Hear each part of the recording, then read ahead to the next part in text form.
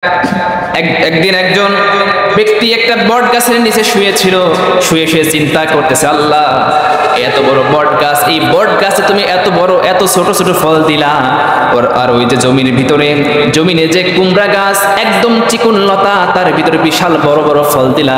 আমি তোমার এই সৃষ্টি নিয়ে কোনো প্রশ্ন করতে চাই না, কিন্তু আল্লাহ আমার কাছে কেমন যেন মনে হয়। লোকটা বট গাছের নিচে ঘুমায় পড়লো। কিছুক্ষণ পরে তার নাক বরাবর বট গাছের একটা ফল পড়লো। সঙ্গে সঙ্গে তিনি তাওবা করলেন আর বলেন, আল্লাহ এই বট গাছে যদি আমার চিন্তা মতো যদি কুমড়া গাছে কুমড়ার মতো একটা ফল হতো, যদি আমার নাকের বার করতো, আমার নাক তো শেষ, আমিও শেষ। সুতরাং রব্বানা মা খালাকতা হাযা বাতিলা, হে রব তুমি যা সৃষ্টি করছো কোন সৃষ্টি বাতিল না, কোন অনার্থক কোন সৃষ্টি তুমি সৃষ্টি করো না। সুবহানাল্লাহ।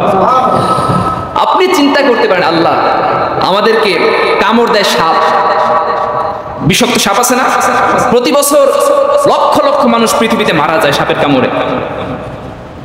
তাহলে এই সাপগুলো যে আল্লাহ তাআলা সৃষ্টি করছেন, আল্লাহ তুমি এগুলো সৃষ্টি না করে পারতা না? আল্লাহ পারতেন না? সৃষ্টি করছেন কেন? আমাদের উপকারের জন্য। সাপের বিষ থেকে অনেক বড় বড় কঠিন জটিল রোগের ঔষধ তৈরি হয়েছে। সুবহানাল্লাহ।